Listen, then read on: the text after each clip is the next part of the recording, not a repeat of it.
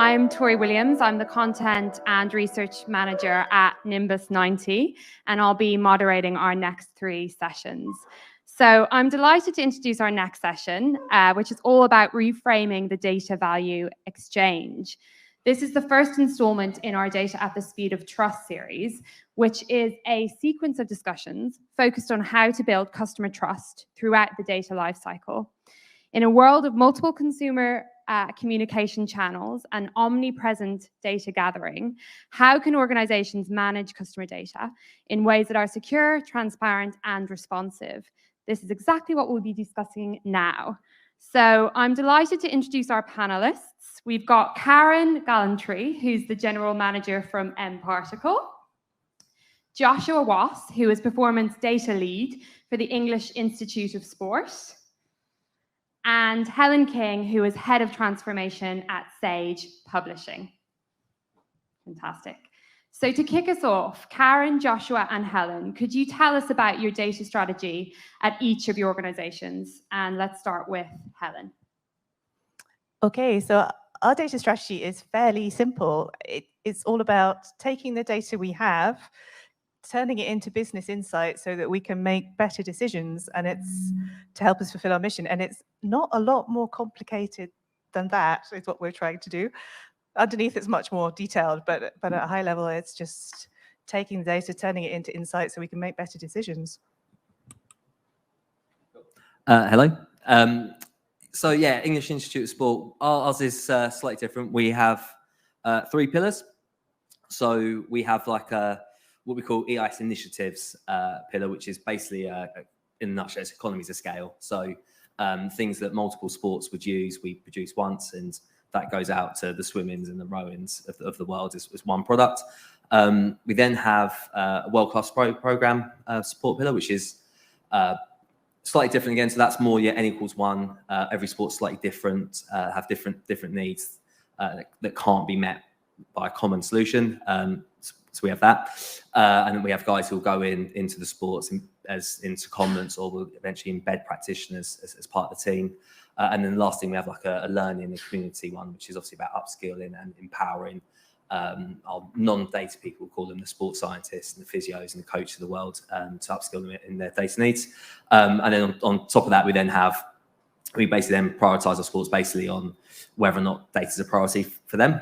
We have sort of 13 world-class program sports that will focus a little bit more heavily on sort of a service of menus of things that we'll offer based on what is needed for that sport. Cool. That's right. So mParticle then, so we don't have our own data strategy, what we do, but actually what we look at doing is we're a customer data platform, so we help our customers manage their data infrastructure. So when we look at that, we're thinking about how do they collect it, how do they connect it, how do they govern it, and then how do they extend it down to other facilities, tools and techniques and teams. Fantastic, thank you. And so to what extent is data central to your organizational objectives? So for Sage, data is absolutely at the heart of everything we do. And I know it's easy to say that, but for us, it really is. So we're using data for everything from analyzing our publication workflows to look for bottlenecks so we can increase efficiency. We're using data to predict pricing and our competitors' pricing so we can position our products accordingly. And of course, I think like anybody who's working with digital products, you're absolutely monitoring what your users are doing and using that data to inform product development and where you're going to launch new products. So for us, it's absolutely key to what we do. For us, it's not at the heart of our strategy. We're working human performance. That's kind of what we're tasked with doing. So at the center of our strategy is the human, the athlete who you see at the games. They're at the heart of it. And then data's like a wraparound strategy. So it's almost part of the pie. It's not the whole pie, it's part of it. So obviously this sports science is a strategy, or human performance, or human endeavor, as we call it now. There's athlete health, there's mental health, there's performance data. So it's not at the heart of the strategy. It probably shouldn't ever be. And it should always be the human, but where it fits into our world is part of it rather than the whole thing. Yeah, and what we're seeing for our clients is that actually their customer data strategy is becoming more and more important, and especially over the last 18 months, as you can imagine. And looking at it from a customer experience point of view, what they're trying to understand and give to their customers or consumers is that every consumer wants to have a consistent experience, tailored to their unique needs as a consumer, but without breaking their trust. So being able to collect data in a trust and consensual way, and then use it to give the best experience to the consumer, rather than an experience they don't actually want. That's kind of like becoming very prevalent across a lot of industries right now. Fantastic, thank you. So to think about that a little bit more, how do you approach customer consent and build customer loyalty as part of your data strategy, Helen? I would say this is something we are really working on, and customer data was not something we gave a lot of thought to a few years ago, and it wasn't something our customers gave a lot of thought to. That's really changed, and for us, in our specific industry, we're actually differentiating ourselves by saying for some of our products, we are actually not going to collect any customer data, and for our particularly US clients who are working in libraries where they have a duty to protect what their users are reading and ensure that that's confidential, for them, us actually saying, well, we're not going to collect any user data is a big selling point and helps build loyalty in that way. At the other end of the scale, we're also building educational products for students where we need to collect a lot of data so people can see how far the course students have gotten, where they've dropped off and that kind of thing. And for that, we're trying to be very, very transparent with the data we collect and really say to students, we're going to collect this, but we're not going to collect that, so that they get a good sense when they start the course of what we're actually tracking. Yeah, I think what you said at the end actually is really relevant to our work. It's about actually, obviously, tell them what you're going to collect, why you're going to collect it, but also like just not collecting everything for the sake of it, because you kind of end up with just a load of things that aren't really relevant. So knowing, so when you sort of collect, having a real purpose about why you're collecting that, and make sure it's collected in the right way, and then showing the athlete actually there's something in it for them as well, because quite often they get asked to do a lot and it can feel like it's a bit of a black hole. So I kind of think being really clear with them why we're collecting it, what we're going to do with it, is really, really important. And then obviously not being, just not collecting for the sake of it, which is like you want to do, but they're human beings at the end of the day. It's not like a bot, and you kind of got to remember that, like, all athletes do monitoring. I don't know if you know that. Every day they'll fill out an app, and a lot of the scientific research papers out there, the question is like 50 questions long, which is ridiculous, and it just doesn't, that's what the academics think that we should be doing on the ground, but it's obviously not the case. So you've got to do 50 questions, it's just going to pee them off, and then B, you've got to do something with that. So it's kind of just getting rid of all the faff, removing all that, and then just focus on the really key points you are actually going to do, and that goes a long way. They like you when you cut it down. Yeah, and I think the big challenge, right, in consumer brands today is actually collecting consent, because that has legal and regulatory approvals around it. So 4 years ago, it kind of was an easier space, and now you kind of have to collect consent. And it goes back to my point, my third point a minute ago, which is about transparency. So as a consumer, I want to have a really clear and transparent knowledge of what's happening with the data that's being collected for me. And if that enables me to have a better experience, personally speaking, I'm okay with that. The thing I find really frustrating as a consumer is endless cookies popping up, and endless determination that those cookies are going to be allow all or nothing. I just want it to be like a good experience for me. So I think generally companies are having to rethink about how they do a lot of things, and presenting a consumer choice that's both transparent and with trust. Because if you break the trust, the loyalty goes. The point of the question, like building customer loyalty as part of your customer data strategy, is really about building trust about what you're going to do with the data and allowing consumers to have better experiences from that. As soon as you start having a bad experience, I know what I do, which is like, at best I ask for stop doing it, and worst I ask for full data deletion. So therefore my loyalty kind of goes, and your ability to influence me goes as well. So we know customer consent is more important than ever. So how has the way that customers interact with organizations changed in the last couple of years? Helen, can you tell us about your organization? Yeah, so I think like many publishing organizations, we took a lot of data without thinking about it. Anybody who's been looking at newspapers will have known 5 years ago they were full of ads that took everything you could possibly give them and resold it without a second thought. Obviously, GDPR changed that, and it has changed how we're interacting with our customers. We are collecting a lot less data. We're collecting the data we need to make certain decisions. But on the whole, we've really cut back on the amount of data we're collecting, and we've got a lot of push from our customers to collect a lot less data and to ensure that we're not joining up across products. And it's become a real thing that it never was. I mean, people never asked us about what our data collection policies were, and now we have to be very transparent, and it's in almost every contract we sign about understanding where the customer data is going. I'm not sure how relevant my answer will be to this, because our customers are basically Olympic sports. So I think about how our relationship started, and whenever basically what happens with, you end up with like an MDT, a multidisciplinary team, and they've been added to over the years, and sort of performance data is one of the relatively new ones, and everyone sort of finds their place. And I kind of think when we first sort of went into sports as a performance data team, what were they asking? And weren't necessarily brands of performance data team, we were just the data guy. And first off, they thought, for the first sort of phase, they thought we were the IT guys and would try and get us to fix stuff. And it's not necessarily completely gone away. Then we went through a bit of a phase where we were the tool building guys, which is better than the IT guys, but you know, we just build them a tool, which is better. We're getting them. We still do that because there is value in it. That now we're kind of like the insight guys, I suppose, which we're there to offer insight and conversations with them, which is a much better place to be. But I don't think I think we're still on that journey, which is cool, which is fine. And I think the place we want to get to is actually part of that MDT, where we are embedded in there, and we're working on strategies to make performance data part of the team that's wrapped around the athlete. So you have your S&C coach, you have your physio, you have your coach, your nutritionist, psych, but also a data person embedded in them. And we're not quite there yet. Some sports are. But yeah, I think that's where we want to go next. I don't know how relevant that is to you guys, but that's kind of from our perspective, yeah.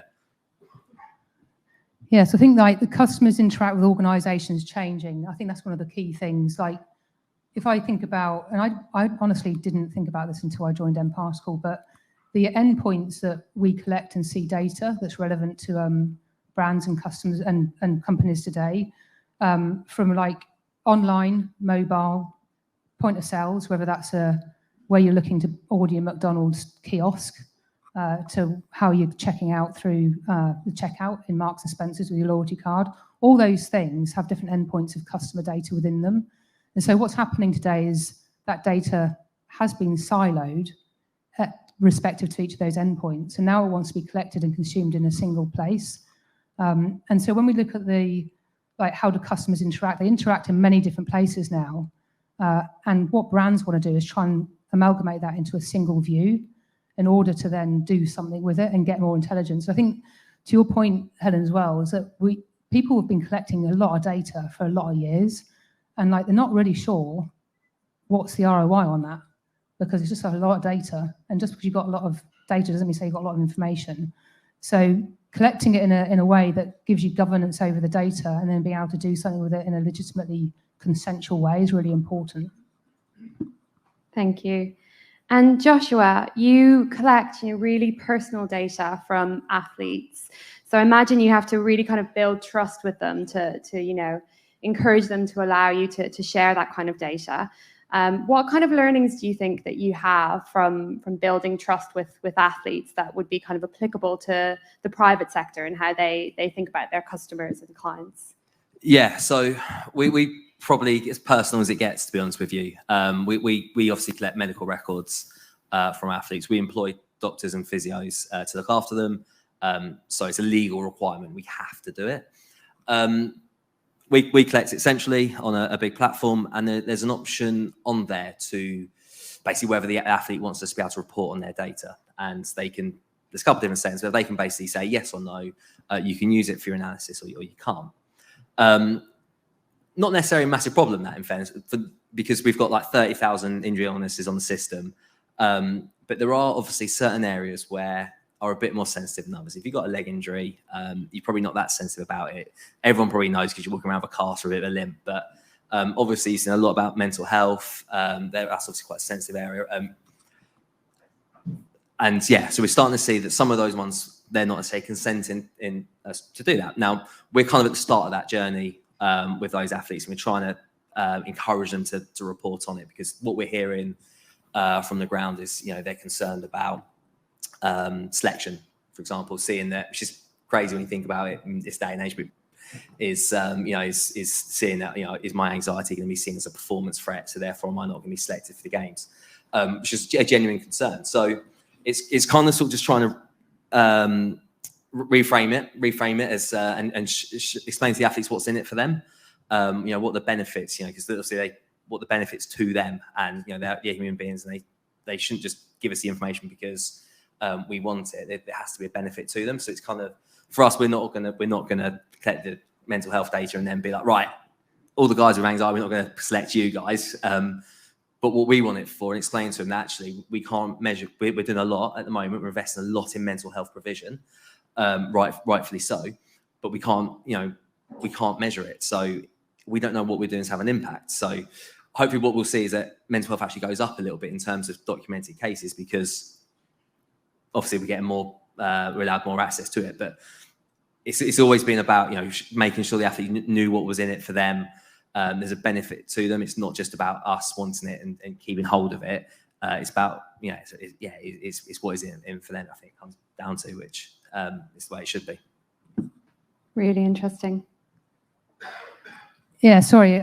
So I think when it comes to building trust with customers, part of it has to come internally around what's your actual strategy yourself as a company, and allowing your silo data to come together. So often we see different departments having different silos. So it's marketing have a use case or a need, you've got engineering or product, you've got the technology, and you've got the CISO and security. All of those people have are stakeholders when it comes to customer data.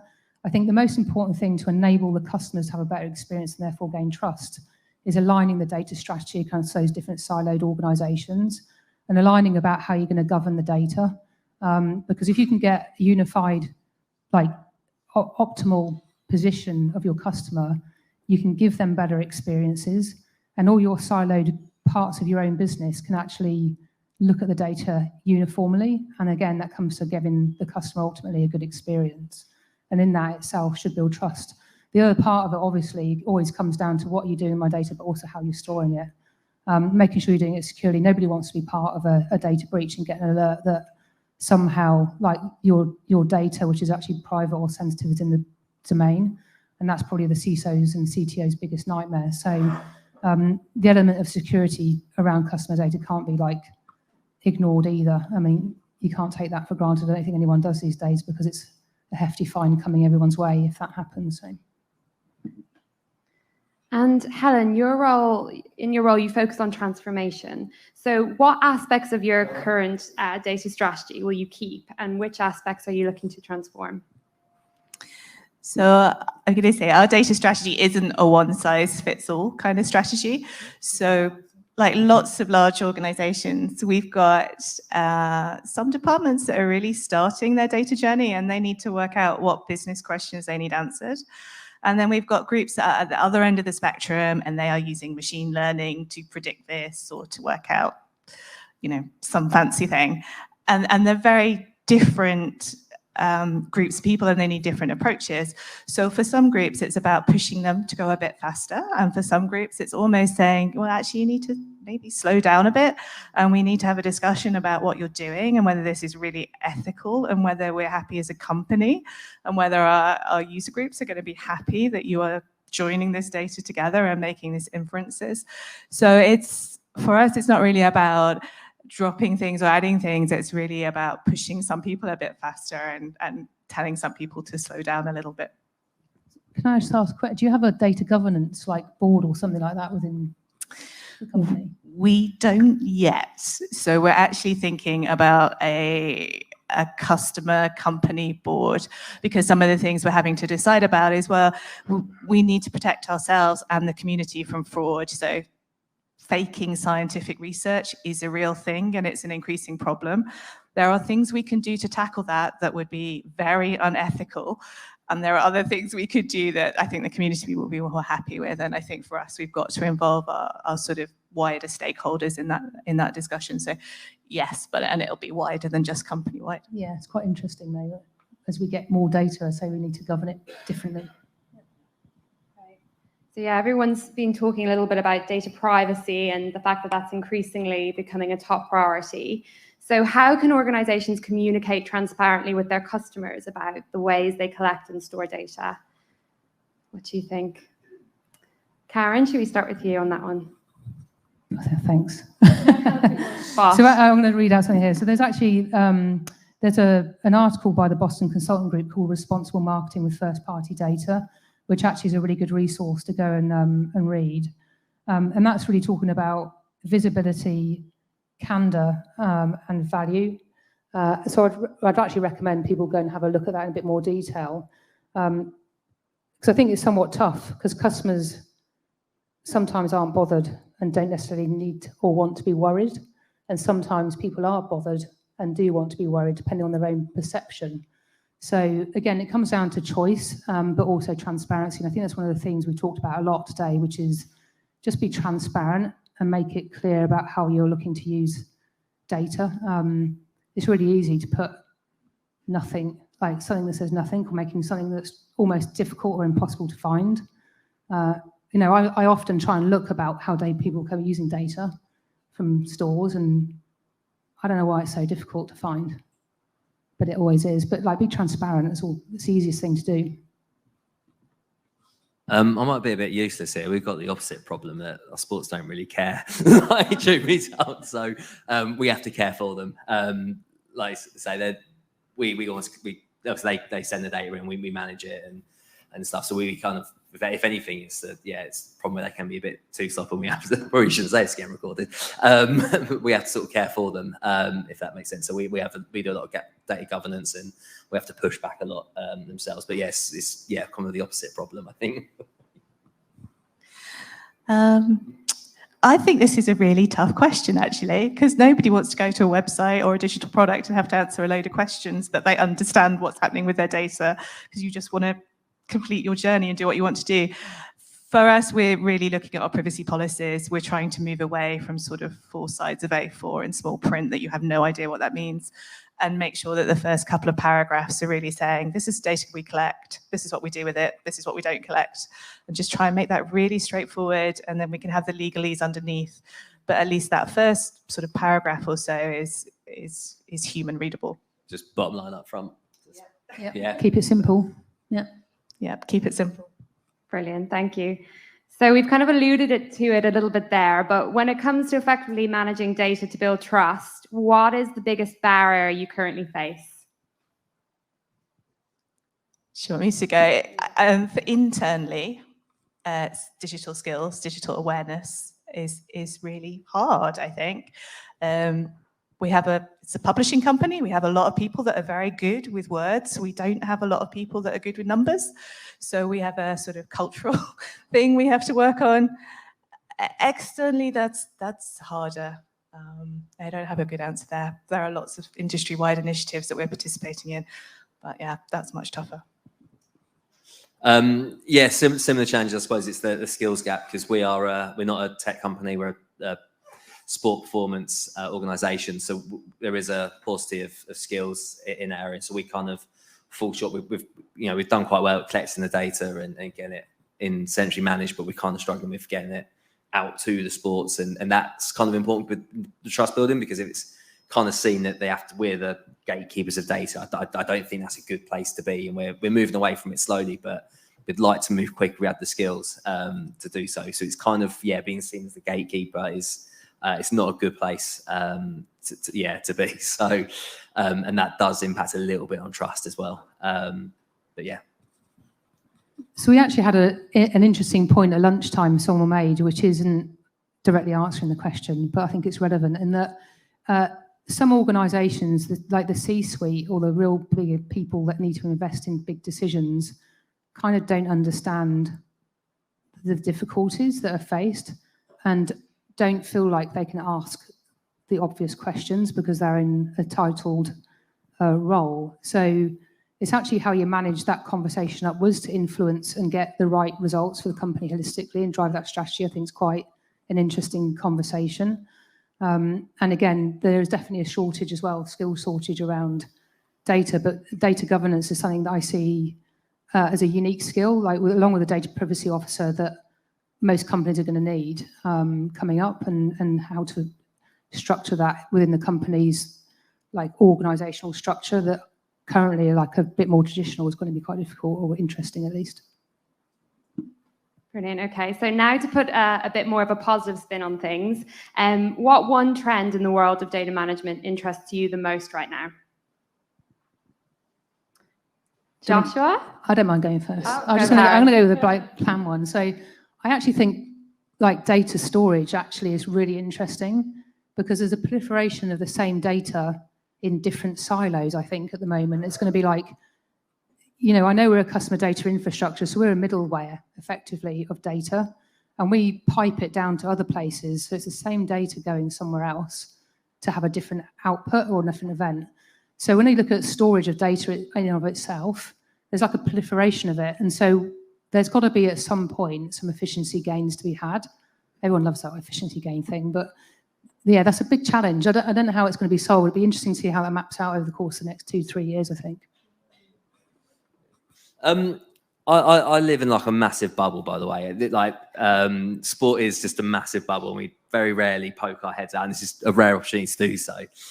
So listening to some of the guys talk earlier on, like, geez, all interests, and we're all very far behind. So yeah, there's a lot out that we need to explore. But yeah, it's kind of for us at the moment where, like I say in previous answer, we've done a really great job of collecting it. It's those methods of getting out to the right people, and you know, how do we start sharing the data is the thing that we kind of need to really start looking at if we're gonna if we're actually gonna have the impact we should have with it. So, you know, we've got a lot of good stuff, but it's kind of sat on data people's laptops. It's how do we get it onto the laptops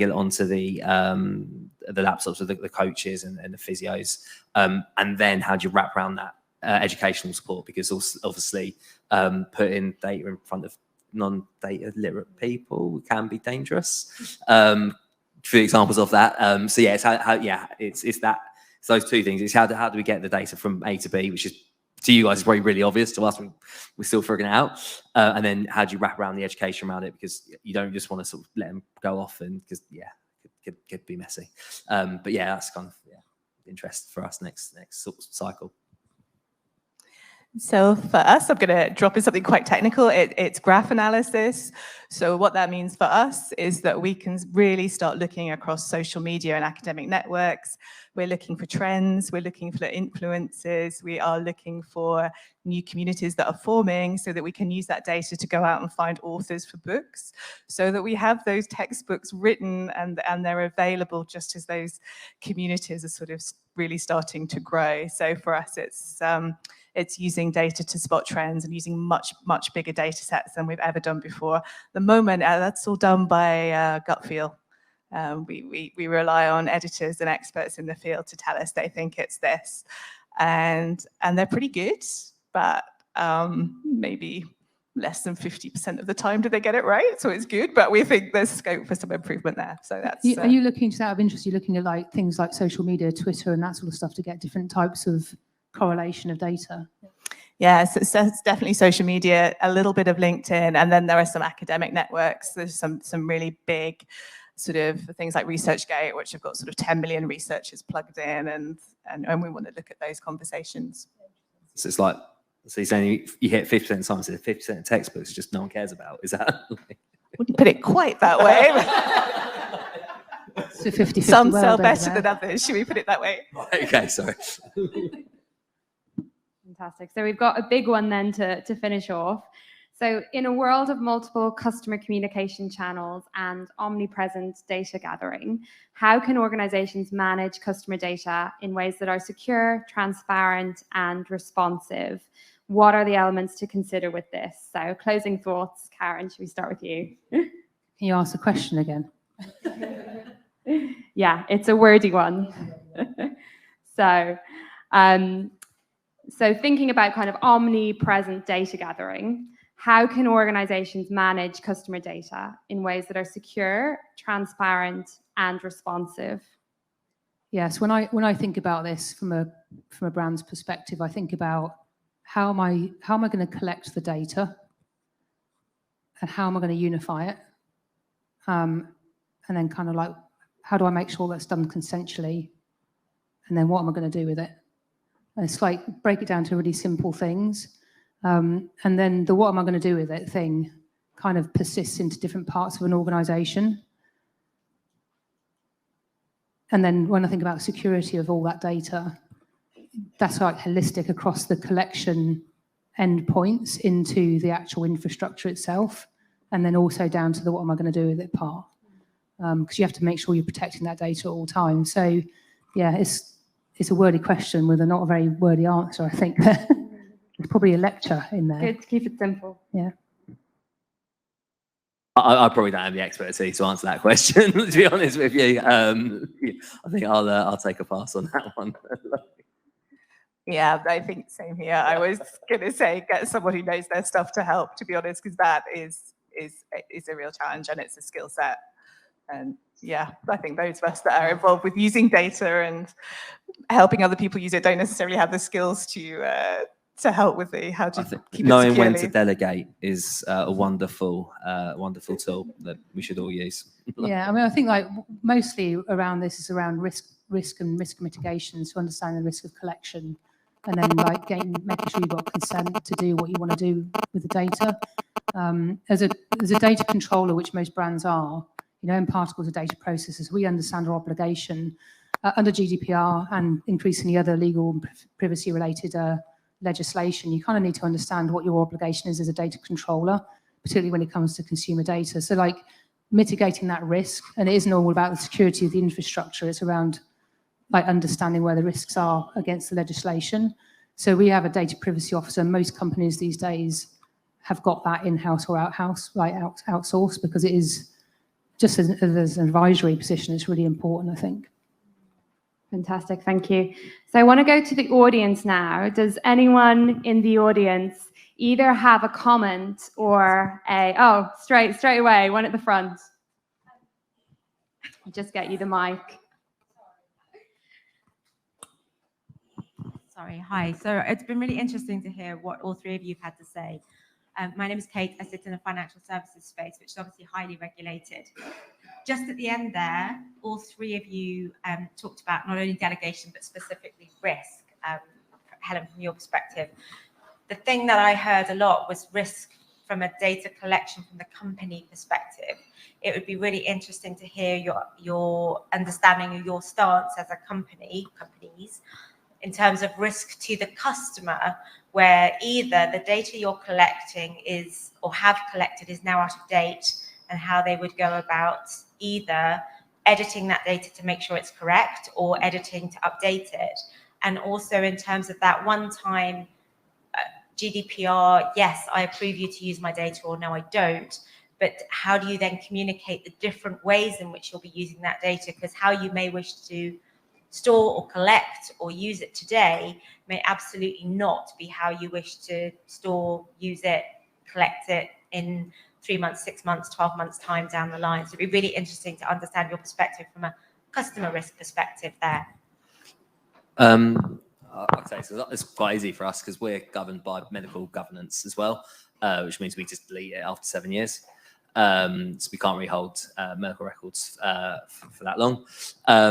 What was the second part of the question? Sorry. That's okay. It's about because 7 years is a really long time, actually.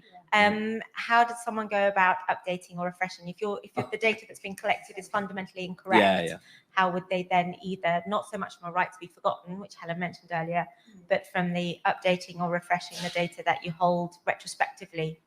Okay.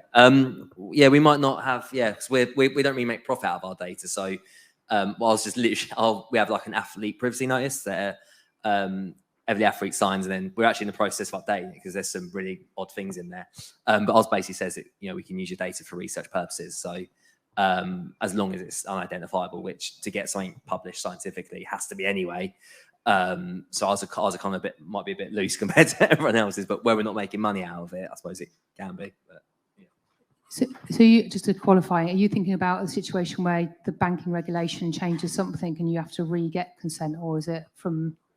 I'm absolutely not looking at either legal positions or regulatory positions. I'm looking at the moral imperative around data, because if all we do is ever look to the regulator to tell us what we can and cannot do about where we're making monetization of data, that can breed bad behaviors. And I'm really talking about the good behaviors around data management, data governance, data governance, data ownership, etc., when fundamentally if you look at things like digital ID, for example, and even DNA data, we're looking at the owner of that data being the person that it's about, and therefore it has less to do about ROIs or monetary pieces and more about the morality of it. Do you see the story? And there was a story on BBC News or Sport, actually, it's kind of relevant to us, but footballers are trying to they've gone to court to try and basically sell their own data that people are using for betting purposes, and that was quite interesting. So we were sort of like, oh, hang on, we do a lot of this sort of stuff that's collected, but we're not. We came down to the fact we're not monetizing it. But yeah, no, it's quite interesting they're sort of doing that, because it's almost like, can you make, if you getting that question, is it where if people are collecting data about you that you don't know about, and then they're selling it to gambling companies, then well, surely you should do. And these are like low league footballers who aren't necessarily on the vast sums and stuff, so that's quite important to them. So yeah, no, it's just quite an interesting thing that's sort of starting to crop up, isn't it? Like even in our world, like. So I can answer that a different way. One of the things we've done is just delete a lot of data and say we're not going to store it. So that sort of makes the problem go away in some respects. For our educational products, the approach we're taking is users can log in and see everything that's been collected about them. They can't really edit it yet, and that's partly because of what that data is doing. It's saying how much of your course did you complete. Well, you can't go in and say you did more. So on the whole, we're trying to give users access to what we see, and if they can edit it. Where we're really struggling is where we are making decisions about people, and we are saying, look, we think this person is publishing really poor quality research, or very racist research, or all sorts of things that go on. And how do we capture that data? How do we keep that ethically? How long do we keep that for? Academic careers are sort of for life. Are we going to keep this data for 40 years, saying that when you were a student, you obviously faked your research? Does that stay with that person then for the next 40 years? So those are really difficult, challenging questions, and we don't have good answers. We're sort of reaching out, looking for community standards, but they're not there yet. Yeah, I think something that comes down to the morality and values of the company as well, and how you want to govern yourselves as an organisation. And consumer loyalty tends to be driven towards people with similar values, and that comes down to like the trust and breaking the value. For me personally, if I want to bank with Bank X and then they break my trust or value chain because for whatever reason, something gets in the press that it just goes against my values, then it's going to break loyalty. So that comes down to the value chain of the organisation, decision-making about how you're going to use the data, as much as anything else. I don't know if that answers your question, and that's personal to me. But we do have, there we are. We do have a question that's come in through Hopin, which I thought would be good to answer before we close. This has come through from Christian, so thank you, Christian, for asking this. He says, the EU has gone very, in brackets, far in protecting private data. Does that not apply at all in the UK? It will if you do business abroad for sure. So I don't know if there are any thoughts on that one. Don't look at me. Okay, So I think, privacy is a human right. If you sort of start with that as a core value, then has the EU gone too far? I don't think so. It's quite regulated, yes. Is that making it more difficult to do business? Kind of.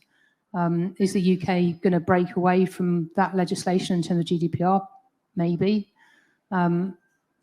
Yeah, I think it's an interesting one.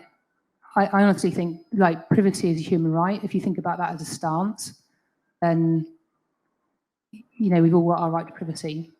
So is it gone? I don't think it's gone too far. I don't know if that's answering his question. It's a tough one. I think if you work in advertising, this is horrendous and it's ending my business.